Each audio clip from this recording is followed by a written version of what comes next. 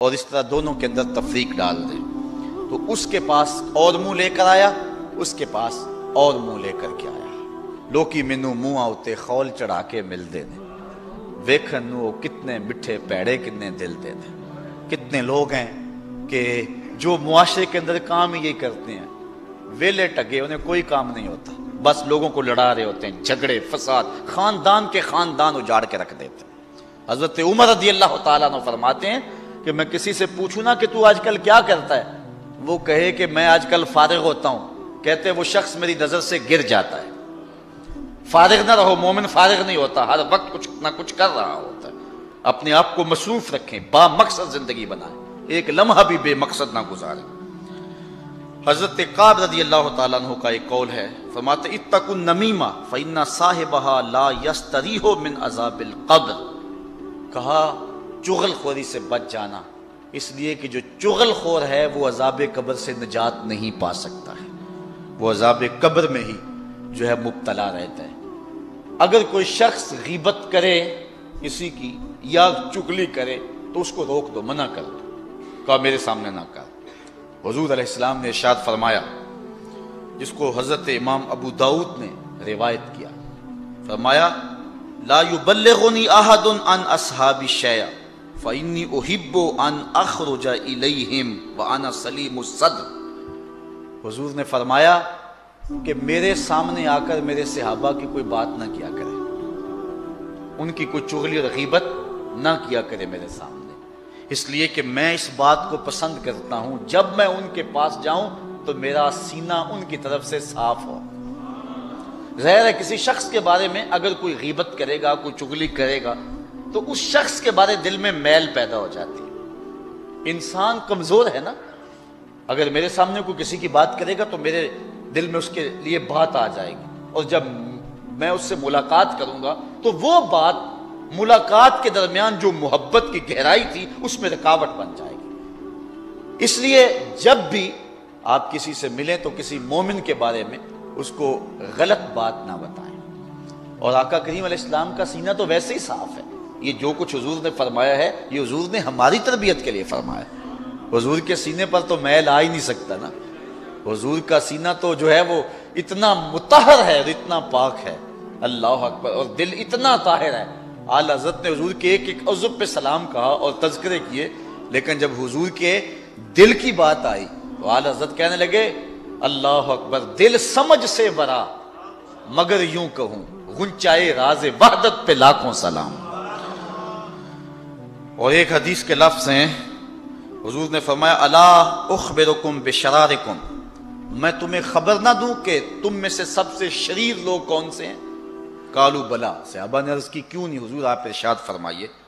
قال المشاؤون بالنمیمۃ المفسدون بین الاحبہ، وہ جو چغلی کرتے ہیں اور دو دوستوں کے درمیان تفریق ڈال دیتے ہیں، فساد کرتے ہیں محبت والوں کے درمیان۔ کہا میری امت کے شریر ترین لوگ یہ ہیں۔ امام غزالی نے ایک بات لکھی ہے، آپ فرماتے ہیں غیبت کرنے والا، چغلی کرنے والا اگر چغلی سے توبہ کر لے، اگر توبہ کر لے چغلی سے، پھر بھی جنت میں سب سے آخر میں جائے گا۔ اگر اس نے چغلی سے توبہ کر لی تو پھر بھی جنت میں آخر میں جائے گا، اور اگر چغلی سے توبہ نہیں کی ہے پھر جہنم میں سب سے پہلے جائے گا۔ اب آپ اندازہ کر سکتے ہیں کہ یہ کتنا برا اور کتنا بڑا گناہ ہے۔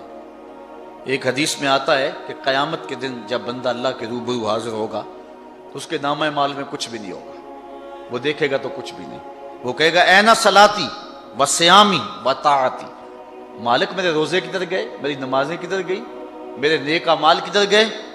اللہ تعالیٰ ارشاد فرمائے گا ذہب اعمالک کلہ، تیری غیبتیں اور تیری چغلیاں تیرے سارے عمل کھا گئی، اب تیرے نامہ اعمال کے اندر کوئی عمل موجود نہیں ہے۔ کبائر میں سے چوتھا کبیرہ گناہ کسی پر لعنت کرنا ہے۔ کوئی کتنا بھی گناہ گار کیوں نہ ہو اس پر لعنت نہ کرو۔ حضور نبی رحمت صلی اللہ علیہ وآلہ وسلم نے ارشاد فرمایا لعن المؤمن کا قتل ہی، مومن پر لعنت کرنا ایسے ہی ہے جس طرح اس کو قتل کر دیا گیا، اتنا بڑا جرم ہے۔ اور بخاری مسلم دونوں میں روایت ہے، حضور فرمایا سباب المسلم فسوق وقتالہ کفر، مومن کو گالی دینا فسق ہے اور اس کو قتل کرنا کفر ہے۔ اور ایک روایت کے اندر ارشاد فرمایا لا ينبغي لصدیق ان یکون لعانا، کسی دوست کو یہ مناسب نہیں ہے کہ وہ دوست کو لعنت کرنے والا ہو، دوستی میں کمی بیشی ہو جاتی۔ میاں صاحب فرماتے یار یاراں دا گلہ نہیں کرتے، اصل پریت جنہ دی، جب محبت ہو تو محبت میں اونچ نیچ ہوتی رہتی ہے، یہ نہیں ہے کہ تھوڑی سی بات آئی تو لعن تان شروع کر دی۔ لا ينبغي لصدیق ان یکون لعانا، کسی دوست اور کسی سچے کے لیے یہ مناسب نہیں ہے کہ وہ لعان ہو، وہ لعنت کرنے والا ہو۔ اور ایک حدیث میں آتا ہے جس کو امام ابو داؤد نے اپنی صحیح میں لکھا ہے کہ جب کوئی بندہ لعنت کرتا ہے تو وہ لعنت آسمان کی طرف جاتی ہے، آسمان کے دروازے بند پاتی ہے، پھر زمین کی طرف آتی ہے، زمین کے دروازے بند پاتی ہے، پھر جس پر لعنت کی گئی ہے اس کی طرف جاتی ہے، اگر وہ اس کا اہل ہے تو لعنت اس کو پہنچتی ہے، ورنہ لعنت پھر پلٹ کے جس نے لعنت کی ہے اس پہ آ کے گرتی۔ تو مت کسی پہ لعنت کریں۔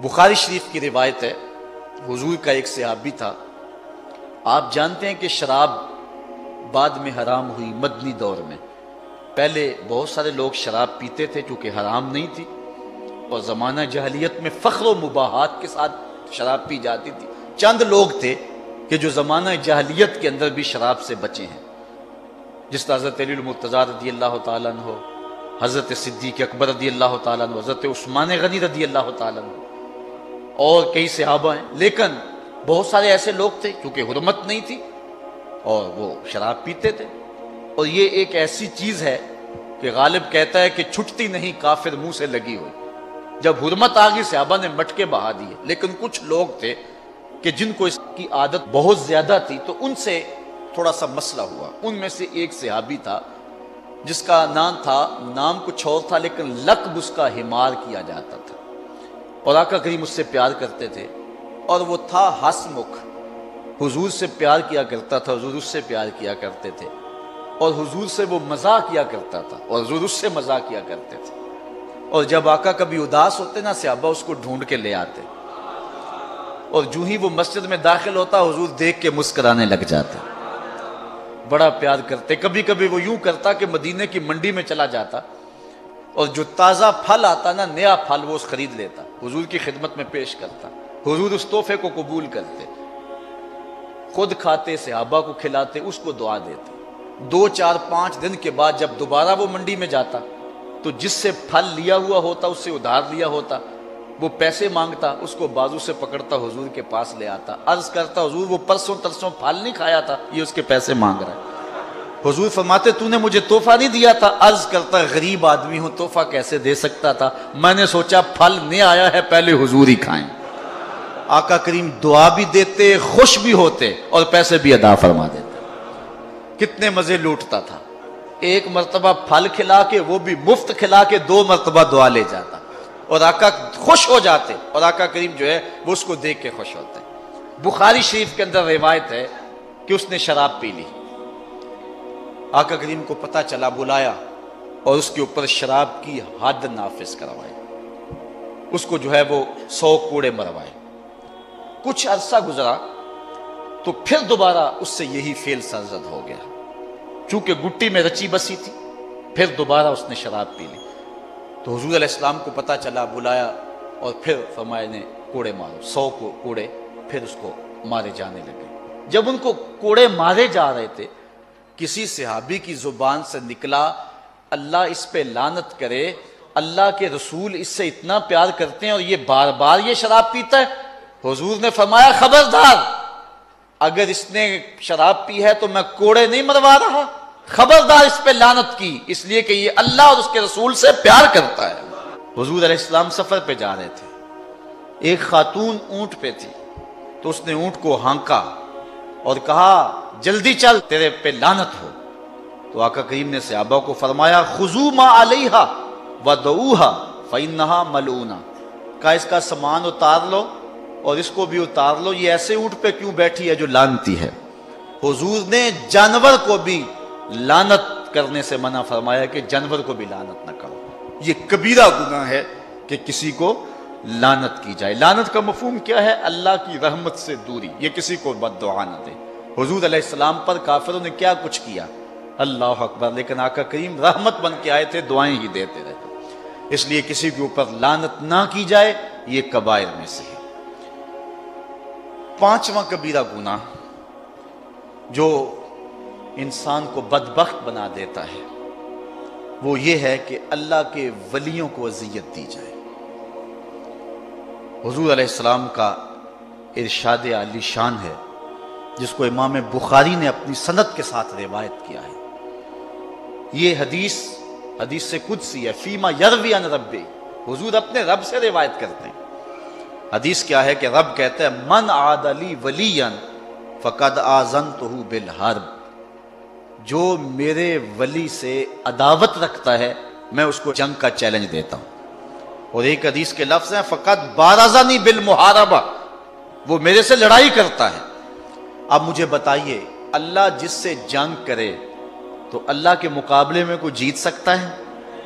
اور جب جنگ ہونا تو دشمن کی کوشش ہوتی ہے کہ اپنے مد مقابل کی سب سے قیمتی متاع کو برباد کرے۔ جو پاکستان کے دشمن ہیں نا، ان کی بری نظر پاکستان کے ایٹمی اثاثوں کی طرف ہے۔ وہ کہتے ہیں یہ سب سے قیمتی سرمایہ اس وطن کا، اس کو ہم کسی طریقے سے جو ہے وہ کیپچر کر لیں۔ جب کوئی کسی دشمن پہ حملہ آور ہوتا ہے، اس کی سب سے قیمتی متاع لوٹتا ہے۔ جو ولی سے دشمنی رکھے، اللہ کہتا ہے میری اس سے جنگ ہے، تو اللہ جس سے جنگ کرے گا سب سے قیمتی متاع برباد کرے گا نا، تو سب سے قیمتی متاع ایمان ہے۔ جو ولی کا دشمن ہوگا ایمان سلامت نہیں رہے گا، اللہ ایمان اس کا برباد کر دے گا جو ولی سے دعوت رکھے گا۔ اللہ اکبر۔